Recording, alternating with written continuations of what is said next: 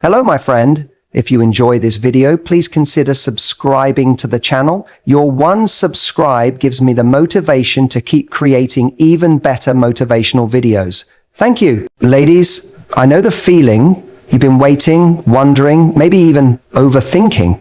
And then suddenly, he texts you. Your heart skips a beat. You're excited, confused, hopeful. But before you rush to reply, let me stop you right there. Because what you do next can set the tone for everything that follows. So let's get into the 4 things you absolutely should not do when he texts you. When he finally texts you after hours, days, or even weeks of silence, your first instinct might be to grab your phone and reply immediately. It's human nature.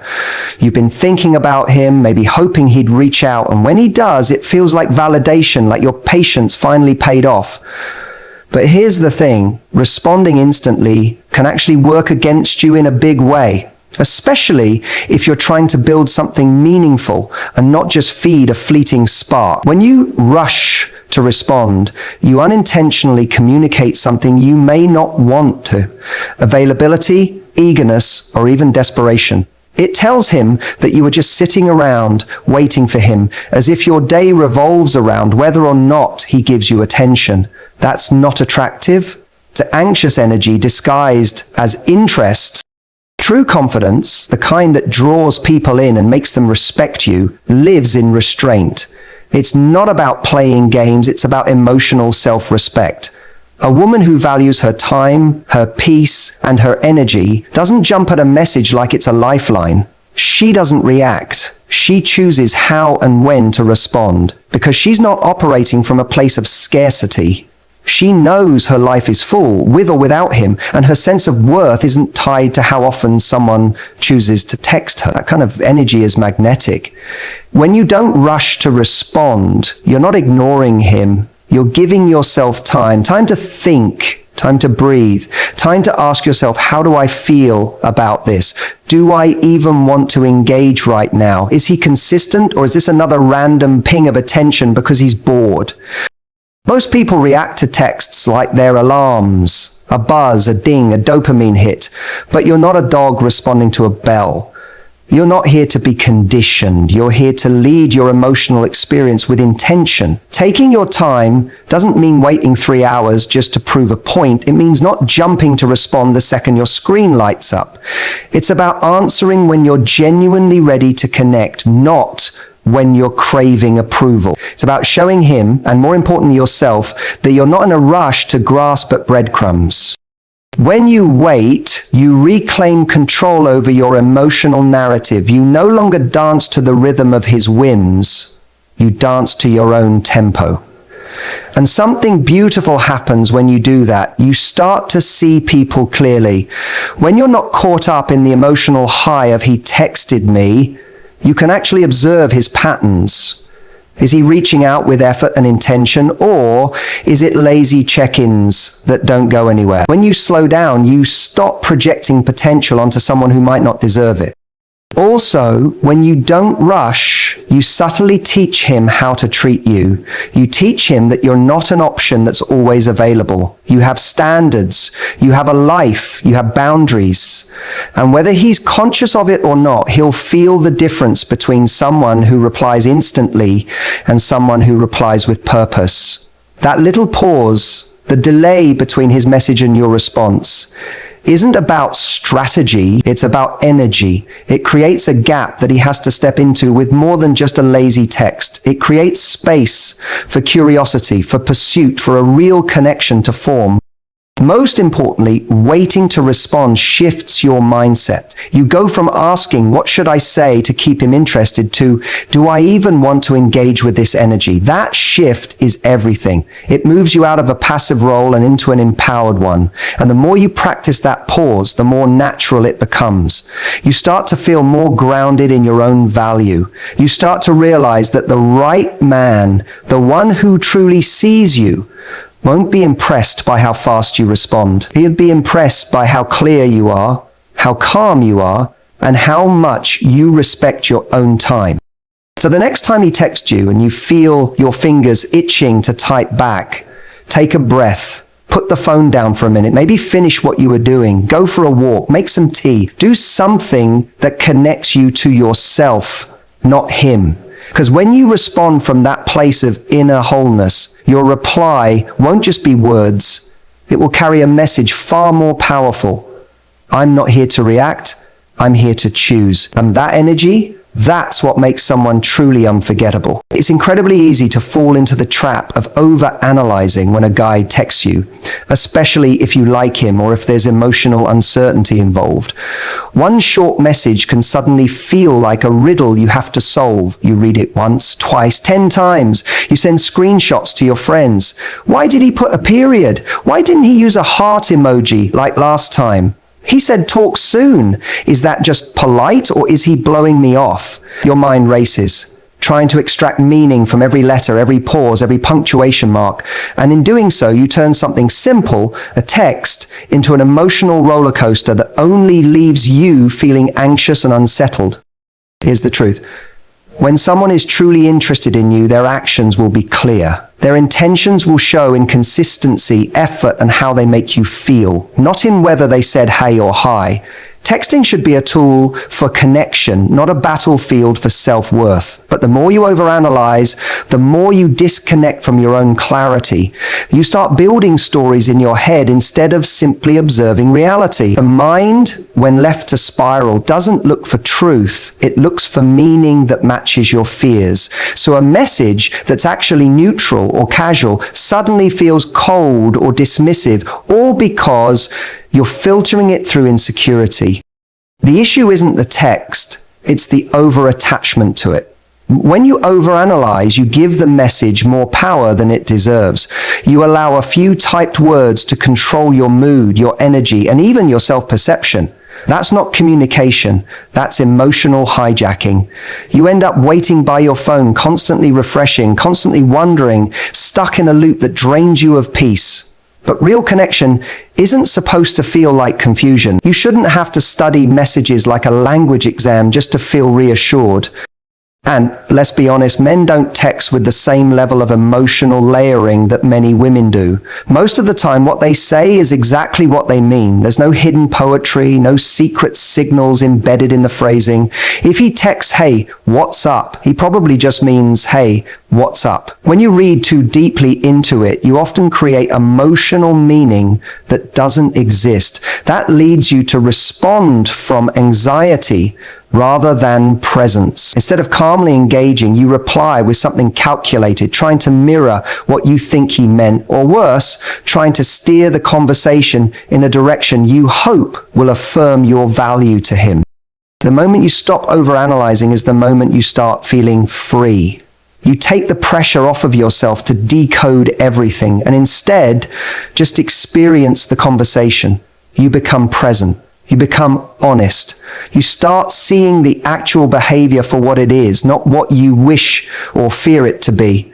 And that presence is powerful because now you're not reacting, you're observing. You're asking, is this the kind of communication I enjoy? Do I feel seen and respected here? Is this dynamic consistent or confusing? Those are the questions that matter, not why did he take 30 minutes to reply? Or was that one-word answer a sign of disinterest? When you stop obsessing over the words, you start noticing the pattern.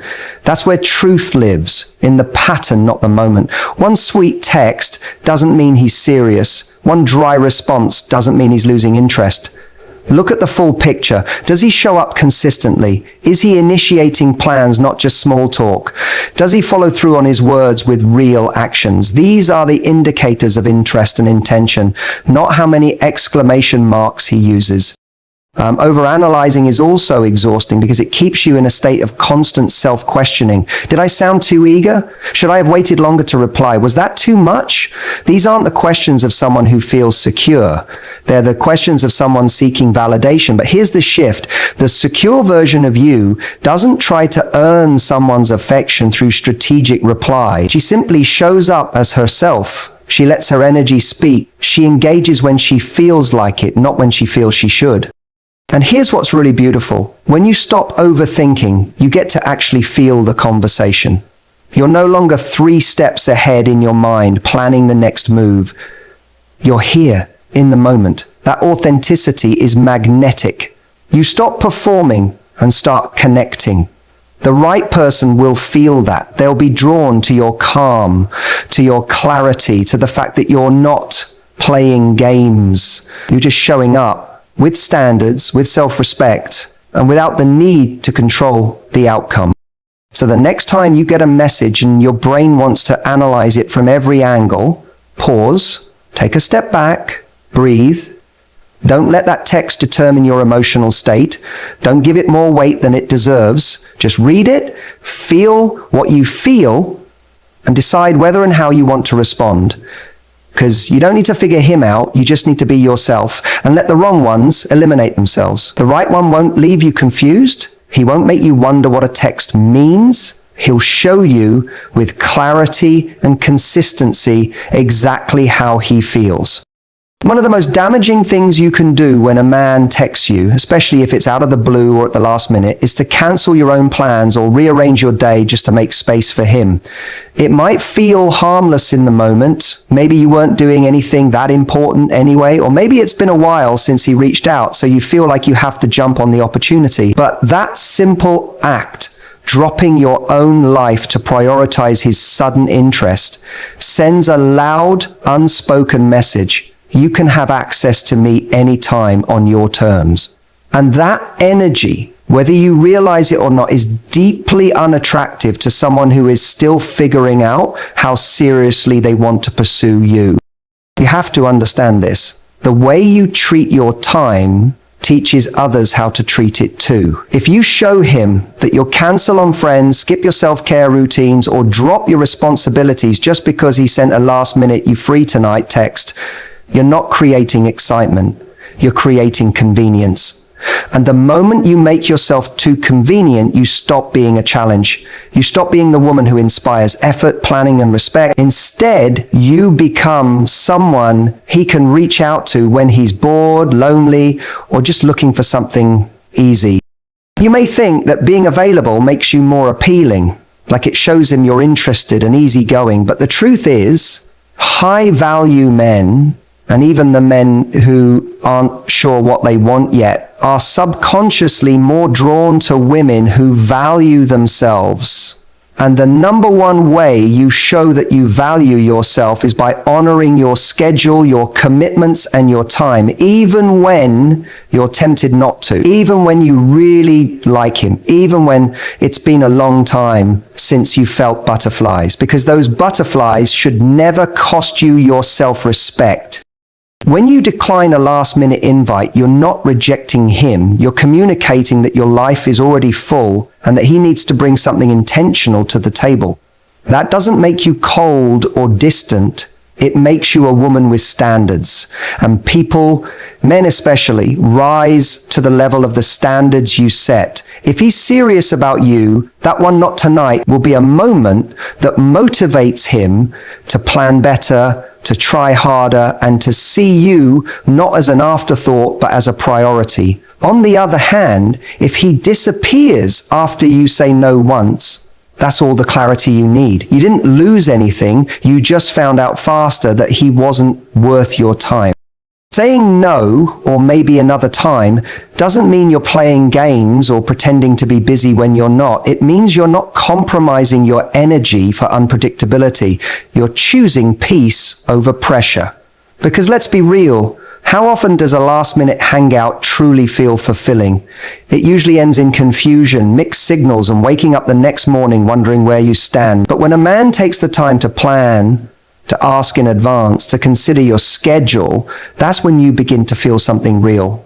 Because he's showing that he respects your time, your life, and your presence. And let's flip the script for a moment. Imagine if you were the one doing all the reaching out last minute, asking him to meet up without any thought or planning. If he always dropped everything for you, you might start to lose a bit of respect for him too.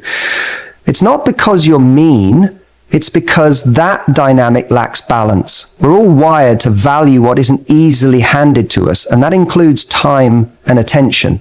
When it's earned, it's appreciated. When it's given too easily, it's taken for granted. Protecting your time isn't about creating distance, it's about creating value. The value of who you are, what your life looks like, and what it takes for someone to be part of it. You're not here to be someone's backup plan. You're not here to fill the gaps in someone's day when nothing better is going on. You're here to be chosen, fully and intentionally. And that kind of choice doesn't happen through last-minute texts. It happens through consistent effort, respect, and thoughtful communication. So next time your phone lights up with that "you around tonight" message, take a breath. Ask yourself, is this man showing me I'm a priority or just an option? And then respond in a way that reflects your worth. You don't owe anyone immediate access to your time just because they suddenly remembered you exist. The right man won't just show up when it's convenient for him. He'll make time for you in advance. He'll plan, pursue, and be intentional because that's what men do when they see someone as valuable.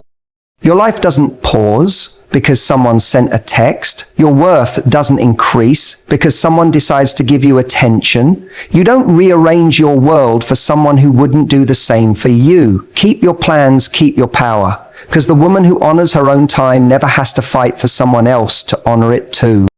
When it comes to texting and interacting with someone you're interested in, one of the most important things to remember is that you don't have to prove anything. So many people, especially when they're in the early stages of getting to know someone, fall into the trap of trying to win the person over. They think that the way to secure someone's interest is by being more charming, more fun, more witty, or even more flirtatious than they naturally are. They start to overcompensate in an attempt to appear like the perfect partner or to stand out among the other options. But here's the hard truth. If you feel like you have to perform in order to keep someone's attention, you're already in the wrong dynamic. Texting is not your stage for trying to impress someone. It's a simple tool for communication, and when you approach it as something that requires a performance, you're losing touch with what really matters: authenticity. Authenticity is what attracts someone who truly values you. Authenticity is what builds trust, depth, and real connection. The right person will see and appreciate you for who you are, not for who you try to be. The second you start performing through texts, you're no longer showing them your true self. You're showing them an idealized version of yourself. And let's be honest, that's exhausting. You're setting a precedent that the person you're engaging with can only love a version of you that is constantly on, constantly entertaining, and constantly winning them over. This can only lead to frustration in the long run. You'll find yourself investing more energy into crafting the perfect response, thinking of clever ways to keep them hooked, and stressing over how many times you've replied or what you've said. Meanwhile, the conversation becomes less about genuine connection and more about performance. You start worrying if you're doing enough to keep their interest, and they might start to feel like they're just chatting with an image, not a real person. At some point, they'll notice the difference. The energy will shift from genuine attraction to curiosity about why you're pretending. And that's when things fall apart.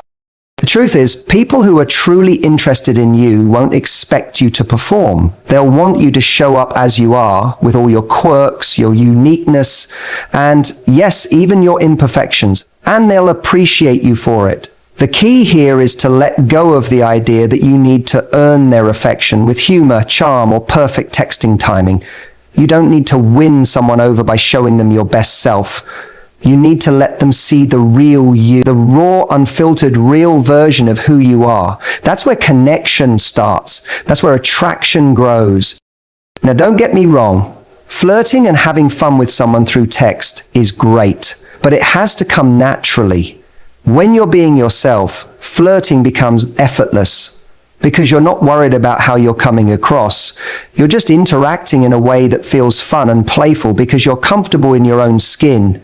You don't need to overthink whether or not you're saying the right thing. You can just be in the moment, enjoying the exchange without the pressure of trying to impress. The second you stop worrying about impressing the other person is the moment they start to appreciate you for who you truly are, not for what you're trying to be. Also, trying to impress someone through text can end up leading to miscommunication. When you're overthinking your responses, your words become calculated and your true feelings get lost in translation. It's easy to say something that sounds perfect, but doesn't feel real or genuine. It's easy to throw in a joke or a flirty comment that feels forced rather than natural. And when you do this repeatedly, the conversations feel less about mutual understanding and more about keeping up an act. On the other hand, when you let go of the need to impress, the text conversation starts to flow more freely. It becomes less about performing and more about sharing your real thoughts, feelings, and experiences. When you do this, the other person feels like they're connecting with you on a deeper level. They're not just interacting with someone who's trying to maintain a facade. They're engaging with someone who's emotionally available, open, and genuine. And that's far more magnetic than any amount of clever texting or witty banter. At the end of the day, texting should never feel like a competition to outdo each other with your cleverness or flirtation. It should feel like a natural exchange between two people who are interested in getting to know each other better. When you stop trying to win someone over through text and instead allow the conversation to unfold naturally, you create space for a deeper connection. The right person will find that real connection irresistible. They'll value you for who you are, not for who you're pretending to be. So next time you find yourself drafting the perfect text, stop and ask yourself, am I responding because I'm being true to myself, or am I trying to impress him? When you text from a place of authenticity, you show up as the best version of yourself, not the one that has to work for approval, but the one who is already worthy of it. That's the kind of person someone wants to get to know. And when you stop performing, that's the kind of person you'll become. Someone who attracts love, respect, and attention effortlessly.